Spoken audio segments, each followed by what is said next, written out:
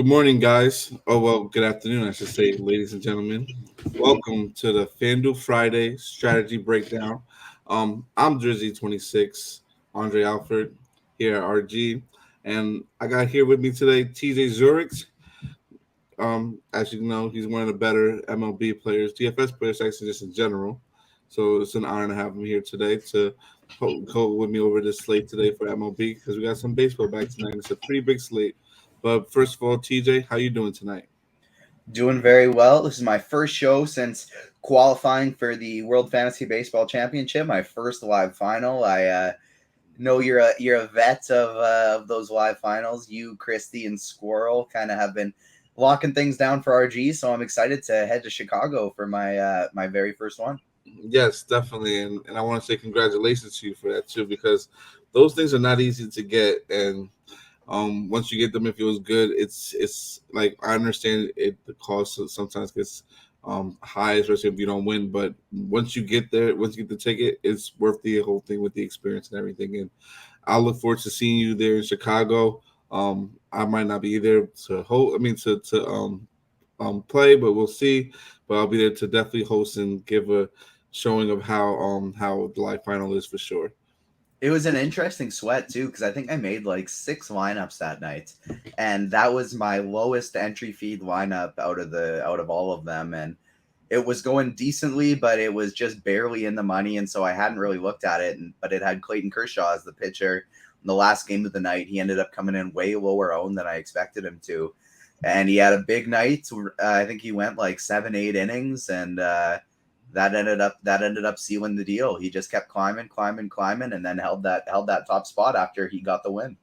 Yeah, and that's sometimes what does it too. Getting that low on pitcher, I'm thinking that I think I remember that night too because I was high on Kershaw that whole day, and I was just like, yeah, you got to play him above everyone else. And I know there was another pitcher that was really good too in that position. But speaking of also while we're talking about the live finals and things of that nature, we're going to talk about some contests that the FanDuel's going to be having on their slate tonight. They're going to have the $44 entry to qualify for the live final, which will be held in Chicago in September. So $44 for a contest entry. Go get in there now and get it. The MLB Monster 2 they'll be having is 450 with 100K up top to first place. So 450 an entry, which is perfect. Which is a nice little buy-in from what they normally have, which is about $555 typically, or a little bit more. And then also they have obviously the big contest where the MLB Squeeze on Friday. For just a $4 contest entry and 40K up top to first place. Excuse me, first place today, with also a bonus. If you roster a player that hits a grand slam, you get then you get like a 10K bonus or split of it. So that's a nice little wrinkle that FanDuel has added to their contest for tonight. So get in there now and fill it up. And trust me, it will be filled up probably before 6:30 today. I can imagine, especially with those type of numbers.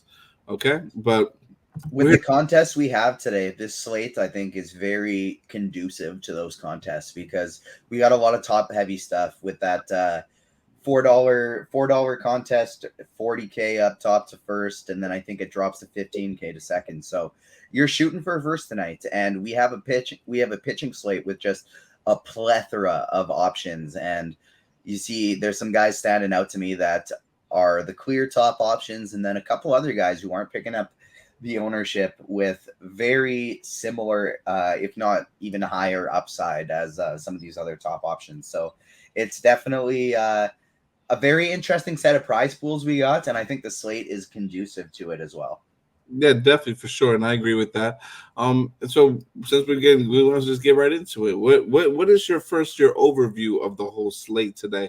Being that we both are mainly FanDuel players here, and we know it's a one pitcher site, but just overall as for like from like a bird's eye view perspective of it all. So for bats today, I think nothing stands out. Literally nothing. There's a bunch of options that are all solid and they're in kind of the same clump to me. So I think we can really get different at our bats today. And then from a pitching standpoint, there are a couple options that maybe I'd be somewhat interested in the cheap range. But for the most part, I'm looking to stay up top. because some of these guys that are projecting as strong point per dollar plays, Braxton Garrett, Justin Steele, Spencer Howard, I just don't think they have the potential to put up the same type of upside as some of these guys up top we have do. So I think we're going to see a lot of ownership up top going to Charlie Morton, Corbin Burns, Max Scherzer. I think they're all phenomenal options. I have no issues with any of them. But for tournaments, I think without a doubt, the most interesting guy on the board is Shohei Ohtani. He's coming in a lot less owned than the other three. He doesn't give you the discount that Charlie Morton does. So I think people are going to be gravitating to Burns primarily, Morton and Burns primarily. Scherzer kind of next on the tier. And I think Shohei Ohtani is going to get forgotten about a little bit.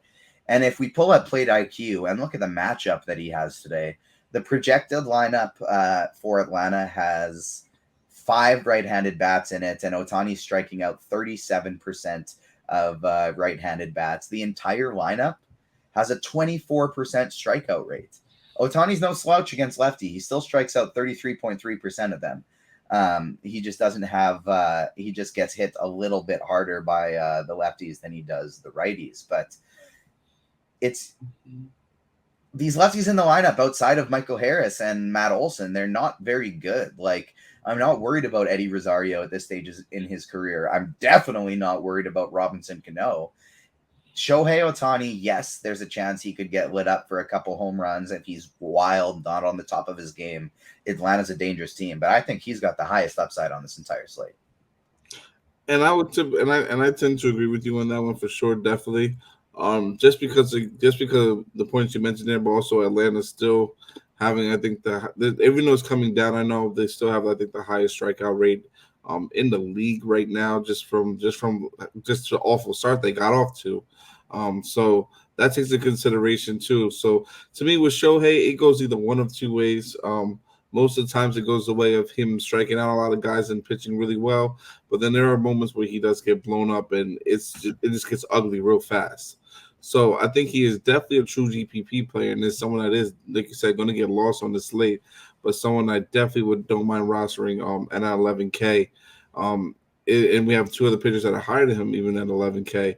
And 11, like 11-3, 11-5, and 11-5, and Matt Scherzer and Corbin Burns, who are also, like you said, good options today too. So I like that call a lot today. My second pitcher that I do like to get into a lot of today is going to be a guy like Charlie Morton, just because it's the Angels. We know the Angels have a pretty high strikeout, pretty much a high projected strikeout lineup that they're going to probably put out there. A lot of young guys that I don't think have really been playing in the league a lot lately. But it's also trying to figure out what they're going to do. Are they like? I'm trying to get a pulse on what this team is doing as far as the Angels, because I know that they're like trading away. They traded away Ward. Are they going to eventually get rid of Shohei, or are they going to pay him? Because that's another. They trade away Ward. I missed that completely. Where's Ward? Is it Ward, or is it It was Ward or the other one. What's his name? It was one of them. One of their starters. They got traded to the Yankees. I can't remember who it was exactly. I know I was happy because I'm a Yankee fan. I just can't remember the name right now off the top of my head. But Tyler Wade. Tyler Wade, sorry, yeah. So Wade, he sucks. Taylor Ward good. Tyler Wade sucks. Wade, I think Wade still is a good pickup for the Yankees. We'll watch what we do with them, because we always end up making our players, I think. I feel like he's basically going to be the utility guy over Marwin Gonzalez, and I do think that's an improvement.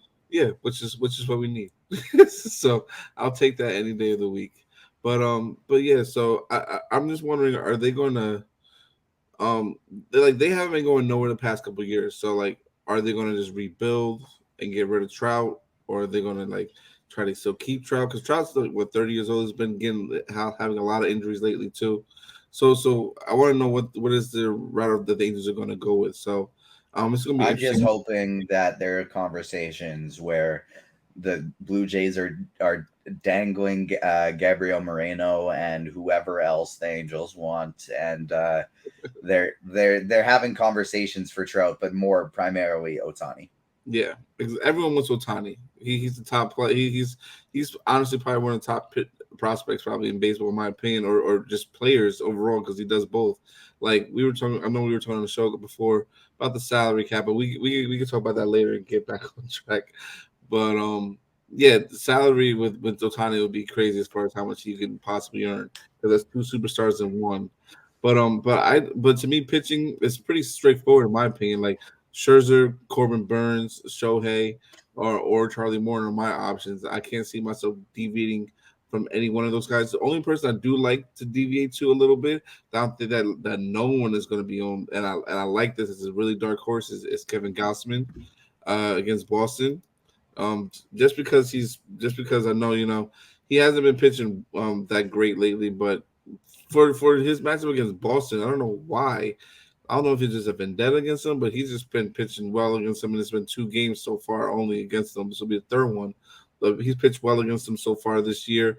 10 strikeouts in the last matchup on the 27th, and I think he had 8 and 9 in back-to-back matchups in April. So this will be his fourth matchup against Boston. So I like him for the strikeout upside, and just being a guy that's going to be in the 10K range and not hardly owned. That's someone else I'm thinking about looking at today. I think that should be considered in tournaments. What about you? How do you feel about that play? Yeah, he has been starting to pick things up a little bit lately as well. He's finally starting to find his form a little bit. He was tipping pitches for a while. He's back to normal a little bit. So that's somebody that I think I'd only get to if I was like MMEing or running 20 lineups, something like that. But I definitely think he's interesting for tournaments too. The one thing we didn't really touch on is like obviously this is mostly a tournament show, but for cash games, I honestly do think I'd be opting to save that salary for Charlie Morton today, and he'd probably be the one that I'd go to. Yeah, definitely. I mentioned him as my second favorite pitcher today. Overall, when it comes to that, because of salary cost and also just the matchup that he goes against the Angels. But yeah, so I agree with that for sure. Is there anything else you want to talk about with pitching today that you like that you want to cover? No, not in particular. I think we can probably move on to the bats. Like I mentioned, the Spencer Howards, the Braxton Garretts. There are some potential high upside, some high point per dollar stuff there, but they're good matchups. Maybe they can put together quite a few strikeouts, but I just don't know if it'll be enough on this slate. So I think I'm going to be sticking with the high end guys, and we can start looking at these bats. Yeah, completely agree with you. The high end guys is the way I'm going to go with, and move on from there. So, these high end guys that we have here. So, I mean, well, not the high end guys. Sorry, these bats here on the other side. So, what are some of the top teams you're looking at or targeting today that you have a lot of interest in? So this is a weird slate, and my top team on the board, I think, is probably going to be the Phillies. Now, the Phillies are a team where I can get they're probably going to be where you're worrying about ownership with the Phillies, I think, a little bit as well. So this is one of the reasons I will, and it's a big slate, so you're not going to worry about it too much. But when you have Rhys Hoskins facing a lefty at 3,100, Nick Castellanos facing a lefty at 2,500, Alec Boehm's cheap, JT Realmuto's cheap. The whole lineup is cheap outside of Schwarber. And obviously it falls off fast outside the Hoskins, the Realmutos, and Castellanoses. But these guys are just so cheap. They're facing a lefty, and I think they are definitely going to be an interesting team for me because, yes, maybe the Yankees are a better offense on this slate. Maybe the Blue Jays are a better offense on this slate, but they also are going to be a little bit tougher to get to. So first team I'm looking to are the Phillies, and then from there, I think the next two I'm going to be looking at are the Tampa Bay Rays. They're another team that has some good cheap options there. Randy Arozarena is the most expensive one at 3,100. Brandon Lau is back in the lineup now. They're another team I'd be looking towards, as well as I think my third favorite is going to be the Arizona Diamondbacks facing Patrick Corbin. You got Christian Walker, Kettle Marte, Jordan Luplow, all very cheap options. Carson Kelly, probably my favorite play on the entire slate, especially if he's going to be leading off. Yeah, I like the Diamondbacks quite a bit. Yeah, I tend to agree with you. From a standpoint of Phillies, like the Phillies are like I expect them to be kind of popular just because of the price points on them all. So I definitely don't mind that team at all for sure. And Tampa Bay, they've just been playing so well lately. I think they're really, since they're getting healthy, I think they're going to start and surprise people probably a little bit the second half of the season and play really well. So I don't mind them for sure a lot today. One of my other teams that I'm looking at today, possibly to go with in tournaments, is going to be a team like Houston and a team like the Dodgers, just because the Dodgers will be low owned. So I don't mind those two today. That's my top two, as like 1 and 2, and then the third one is going to be Chicago, the Chicago White Sox.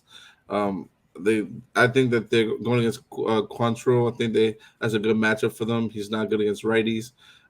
He's someone I think I want to just try to target and take advantage of that today for sure. So yeah, those are the top three. I think that I'm. $2,300 for Eloy Jimenez. Yep, that's What?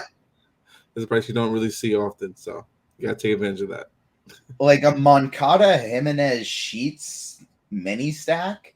That's incredibly cheap with some good high upside and low ownership. That's another team I like as well. And I was just looking at them based on the matchup, and I like them. I hadn't even seen the prices yet, but the prices on some of these guys are insane, and that's fantastic.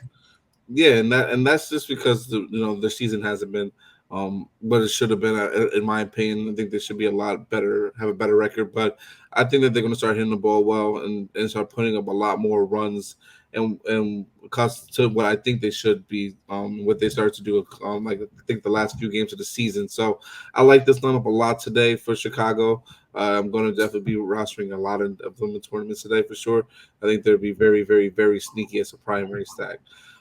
Before we go into like touch on some of these some of the like the top guys we like as far as in like each position briefly, I want to discuss like your strategy today. Like for since it is a really big slate, do you typically like just gonna go full out 4-man stacks, or would you try to give different and go like three threes?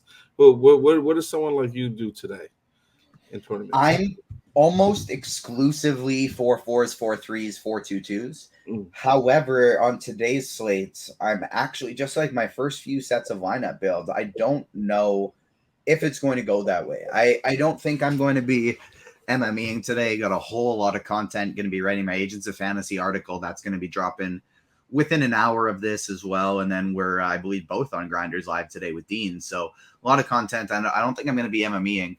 But when I've just been looking as we're talking at kind of building some lineups here, the 3-3-2 type of stack just seems interesting to me on today's slate because there's a lot more mini stacks and one-offs that I'm more interested in getting. Like we mentioned the White Sox, you like them as a full stack due to the prices of the Roberts and the Abreu's. I think I like the mini stack a little more. Looking at this Arizona team, I love Christian Walker, Carson Kelly, Jordan Luplow, and Ketel Marte. Mm-hmm. But it's kind of tough for me to get all four of them because who's another team I like? The Phillies and Tampa Bay. And, well, the second baseman I kind of want to use with Brandon Lau. The first base and catcher position, I want Real Muto and I want Rhys Hoskins. But I also want Christian Walker and Carson Kelly. So one thing I'm really noticing is that outfield has some great spots for us to save salary. First base and catcher has most of my favorite plays on the entire slate. And second base is nowhere near as weak as it usually is because there's lots of guys that I want to play there today. Ketel Marte, Brandon Lau, and even just like I want to play Yoan Moncada at third base today. And that's somebody that we haven't been excited to play all year. And I kind of am. Gavin Sheets is first in outfield. I want to get to him. And so it's interesting to me because we see these positions like second base that are typically really hard to fill. And to me, I got quite a few guys I want to get to there today. Even Jose Altuve, nothing wrong with that. Marcus Semien, I don't really love the Texas full stack, but he's in a phenomenal spot. So it's you got Max Muncy incredibly cheap. You talked about liking the Dodgers. So it's an interesting slate, and I do think in order to target our very favorite guys, we have to wait for the projected ownership to hone in a little bit because there's so many options we like that if Rhys Hoskins ends up 25% owned, yeah, I'm not playing Rhys Hoskins. I'm loading up on Carson Kelly and Christian Walker. If Brandon Lau ends up 30% owned because it's a second base position and he was crushing when he came back from injury there before the All-Star break, well, then maybe I'm going to get off him and play some more Kettle Marte. So it really depends to me on where this ownership lines up, because there are a lot of just really cheap, high upside bats. We talked about at the start that nothing really stands out, and that's because a lot stands out in the similar tier. And so it's really going to depend to me where this ownership falls. If I'm playing a chalkier lineup with two of the higher owned stacks, I'm probably going to run them with Shohei Ohtani. If I'm getting sneakier with my stacks, if Tampa Bay and Chicago aren't picking up much ownership, well, that's those are the stacks that I'm going to play with Charlie Morton and Corbin Burns. No, I completely agree with you in some sense with that. I personally, on today's slate, I would just go with a four-man stack. Either gonna be 4 3s or 4 2s for me personally. Maybe I might run a little bit of 3 3s, but mainly it's gonna be 4 3s for me today, because I think there's gonna be one of these teams is gonna stand out and put up a lot of runs. I think it's one of the teams that we mentioned, honestly, so far. I think definitely one of those teams are going to put up a lot of runs today, and I think it's going to take a full stack to win tonight. And then again, different with either have, like I said, a 2-man or 3-man, and it's a secondary. I think that's just going to depend. That's really going to determine it a lot, and going with the right pitcher as well. And picking, like I said, one of the pitchers that we talked about today. That's going to be the combination, but I definitely would be sticking more towards going like a 4-man, probably playing more so the cheaper guys, or the back half of these lineups a lot of, and then trying to see what we can do and see if some of these teams could just break out, start off the come back from the All-Star break on a high note and putting up a lot of runs. So that's my strategy typically for big slates like this, and what my strategy will be going with tonight. So let's briefly touch on position by position real quick. I know it's gonna be tough. Can be, if with Charlie Morton, I am $400 away from a full stack with the Yankees and the White Sox, just because you can get so cheap with Jimenez, Sheets, and Moncada, but I can't quite get there with Tim Anderson as the final piece. Yeah, it's gonna be tough. You gotta just figure out something, or go maybe as someone from the back half of those lineups. I think that's typically when we get it to work. But let's touch on these positions real quick. Just give me a couple guys that you're targeting from catcher / first base, because I know that's the same position on FanDuel today. Yeah, so some of my favorite plays on the entire slate. My favorite play on the slate, as long as he's not batting like 8th, is Carson Kelly. And I really like JT Realmuto as well. Those would be the two catchers I'd be most willing to play here on FanDuel. And if you're running a Texas stack, I don't mind Jonah Heim as well. This first base catcher position is really going to be where I'm putting almost all of my utility players today. Like, it's just such a strong position. Rhys Hoskins, those catchers we mentioned, Christian Walker. I don't love the full stack, but like Rowdy Tellez is a good play. Jesus Aguilar is somebody I don't mind. It's a very strong position. You got your Gavin Sheets is here, or your Jose Abreu's if you want to pay up as well. Even somebody like Freddie Freeman, nobody's going to be playing him tonight. Anthony Rizzo is going to be low owned, and they're just phenomenal plays. Vladdy Guerrero, add him to the list. This is going to be the position where I'm playing almost every single one of my utility positions tonight. Yeah, and I don't blame you at all, one bit at all. I think the position is very, very, very loaded today. Freddie Freeman, definitely one of my favorite options. It's a low-owned guy to get in there. I love Rowdy Tellez today. I like Jose Abreu as well. Will Smith is also someone in there that's gonna go well overlooked, especially with Freeman in the same position. Rhys Hoskins. There's a number of different guys I think we can go with. JT Realmuto, you touched on before too. Even some of these Baltimore guys I don't mind a little bit, like a Ryan Mountcastle. And if in a mini stack, I don't mind a Yandy Diaz. I'm going with the Tampa Bay stack as well. Some guys I don't mind. Would you have for me a second base that you like real quick? So second base to me is a way stronger position than we are used to seeing it. There are multiple players I'm comfortable playing, and there are a few guys that are among my favorite plays on the slate. And so the guys that I'm going to be interested in today, for the most part, are Brandon Lau and Kettle Marte. Those are my top two. From there, my next options would either be Marcus Semien or DJ LeMahieu, both as one-offs or in stacks. I'm good with either one. You can pay up to Jose Altuve, but I think we just need this salary too much today. And then if I'm going below that, Whit Merrifield, Max Muncy, Diego Castillo, Michael Chavis, I am okay with all of them, but I'd probably rather those be sneaky stack conclusions as opposed to one-offs. Although I swear Diego Castillo hits a home run 100% of the time that he faces a lefty. I believe he does too, from just me being a guy who does prop betting and seeing a lot of home runs. I think he is that type of guy who does that a lot too. I like all those guys you definitely mentioned for sure. All definitely use them all in stacks, or most of them as majority of them as one-offs too as well. Another guy I'm gonna add to this, Colton Wong, going against Centella today. So I like him a lot today. I think he definitely gets at least a hit in there for sure. Maybe he can get a couple more than one base and maybe a stolen base or two. We'll see. Let's move on to third base. What do you like in third?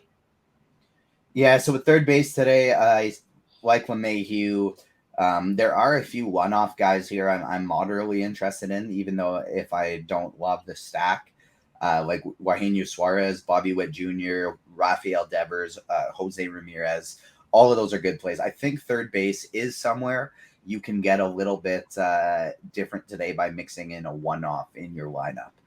Probably my favorite option is going to be Yoan Moncada here. Alec Boehm is a cheap one if you want to include him in a stack. I think there are even crazier things than one-offing somebody like Evan Longoria today. Josh Donaldson is another option that's cheap, but I think my favorite guy here is probably going to be DJ LeMahieu. And then other than that, my favorite guy is going to be Yoan Moncada. And then other than that, it's going to be Bowman a stack, DJ LeMahieu, or Bobby Witt Jr. Yeah, definitely like the Alec Boehm call. DJ's one of obviously my favorite Yankee players. Like him today a lot as well. He's one of those guys that he's such a streaky guy, and he I just remember at points last year where he was out like $4,200, and everybody thinking he's not this good. I can't be playing him, and he just kept hitting for like a month-long stretch. We sucked at the start of this year. He was really bad, and he's finally started that streaky stretch. That's baseball. That's how it works with some players, and he's on one right now. So he's somebody that I like getting to quite a bit. Yes, exactly, and I agree with that take a lot, which is why I definitely don't mind. Which is why I don't mind rostering a lot of them today for sure, knowing that having the confidence that he's going to hit the ball and at least put it in play for sure. I also don't mind a guy like Josh Harrison today. Down here, Tyler Walls as well, going against Keller's another option I think we can go with today as well. And if you like, and a sneaky team, I think I might just say the sneaky team I do like kind of today is Baltimore. So I'd don't mind going with the Urias today as well. In a Baltimore stack, so I don't mind playing him as well. Makata is a great option too. Let's get to shortstop real quick. Who are some of the guys you're looking at there? Short is a position that I feel similarly to third. Like you got some options up top that are not great matchups, but are great players. Francisco Lindor, Trey Turner, Dansby Swanson. Corey Seager's in a lefty-lefty, and he might get ignored a little bit, but Cole Irvin doesn't strike anybody out, and Corey Seager can hit anyone, so he's a good option. Willie Adames is fine, but I think my favorites here, Bo Bichette and Tim Anderson, very strong plays. Not going to talk you off them, but I think my two favorites here at this position are going to be Bobby Witt Jr. and Jeremy Pena. And I definitely don't disagree with you with there. I think those two are really strong plays, especially Pena. Pena is one of my favorite plays. That's going against Gonzalez today. If I'm playing cash, Pena is my guy that I'm putting in. Yeah, definitely for sure. You got it. I agree with that. Lindor also, I don't mind him. And if you're going to go like a Mets mini stack, I don't mind it, and I don't mind having him in there. I think he is in a good position. I think he can have a pretty decent game against Yu Darvish today, because Yu Darvish to me is a iffy guy. Sometimes he hits the ball. I mean, sometimes he's just strikeouts and stuff is on. Sometimes it's not. I like Ahmed Rosario today too a little bit going against Giolito. But that's mainly going to be a part of like if you run like a mini Cleveland stack, in my opinion. Obviously Trey Turner, Bobish, as you mentioned, Xander Bogaerts against Gausman. If you think Gausman's going to have a bad game, I like him. Tim Anderson, we mentioned, and obviously Corey Seager going there as well, and for sure. Now let's get to the outfield real quick. Give me some couple outfielders that you like today that you or don't mind rostering because I know there's a plethora of them. There's probably too many of them that we can name. Yeah, absolutely. And so, to be honest, what I'm just doing right now here is, yeah, it's really not that tough to get up. I mentioned earlier, I think Charlie Morton would be my cash game pitcher. Mhm. I actually want to take that back because if you just plug in Corbin Burns here, the cash game lineup I would want would be $100 away from Aaron Judge in that last spot. So I do think you go up to Aaron Judge here. In cash, I think your three top options at outfield, one in each tier, is you got Aaron Judge up top, you got Christian Yelich at $3,100 against Sensatella, and you got Nick Castellanos at $2,500. I think the one guy I'd want to get off of there, if I needed to get off of one, would probably be Yelich. If Sensatella has any type of skill, it's his ability to get ground balls, and so just because of that, I think he'd be the one I'd take out. I mentioned I was 100 away from a cash game lineup I wanted with Corbin Burns up there at pitcher, and so I think Ian Happ is a pivot off of Yelich if you're kind of in a similar boat to me. I think you're wanting to play one of, if you're not stacking and like you're just kind of looking like whether it's single entries, cash games, I think you want one of Giancarlo Stanton or Aaron Judge in that position. If you are stacking, don't worry about it. There's lots of great spots here. You got lower owned pay up options like Yordan Alvarez and Kyle Schwarber that because they're lefties, no one's going to play them. Or Juan Soto because it's in a tough matchup and he's not going to get played. All of those are reasonable pivots. Julio Rodriguez is another one as well, a completely reasonable pivot. But to me, the biggest thing that's standing out at outfield are some of these cheap options we have. Nick Castellanos and the lower owned one that you and I have talked about a lot, Eloy Jimenez, I just think is very, very interesting. Jordan Luplow is another one. You got some pinch hit risk, but he's in a phenomenal spot against Patrick Corbin, probably going to lead off. And that's basically it for me today. Gavin Sheets is another cheapie I like, but more than likely, I'm trying to get cheap here and pay up for pitching. But the expensive guys I like are going to be Judge and Stanton, Mookie Betts, Luis Robert. I think that's mostly where I'm looking today. Okay, yeah, and yeah, me, it's gonna be Jordan. It's gonna be probably my top overall. Classic. Outfield just because it's against Gonzalez. I don't know why I like him so much this year. I think he's just a really good hitter. I think he's definitely one of the best hitters in baseball by far, probably the best in my opinion. But Jordan, I think going against Gonzalez, I think he's not the He park. might be the best left-handed hitter in baseball this year. We can say that for sure, definitely. Maybe left for sure. So, and I agree with that. The best left-handed hitter in baseball, Kyle Tucker. I think it would really be between Yordan Alvarez and Rafael Devers. Yes, that's definitely true. That's a very true statement. But I think right now. Without looking at the numbers in front of me, I think I'd give the edge to Alvarez just because he hits lefties a little bit better than Devers does. Mm-hmm. Although Devers this season has a 306 ISO. Oh no, that's against righties. That's why. Yeah. I'll put it against lefties. 204 still. So yeah, I think those are definitely the two left-handed hitters, best left-handed hitters in baseball. You can play them on any slate, even if the matchup isn't that great.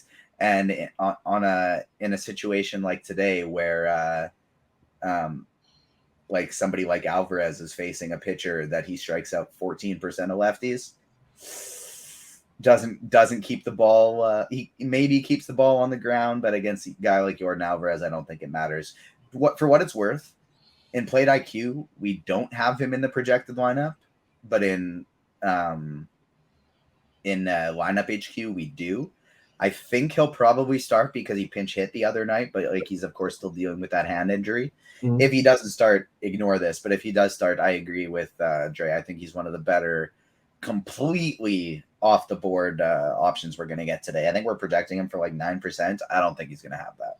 Yeah, so I agree with that. And then some of these, I'm just going. But we touched on a lot of these outfielders, but I'm also touching on some of these Baltimore guys, Cedric Mullins, Santander. I love these guys today in the outfield today. To go with like I said, mini stack. I like Baltimore as a sneaky team today as well. So yeah, I'm not going to touch on any more outfielders. I think we have enough for today.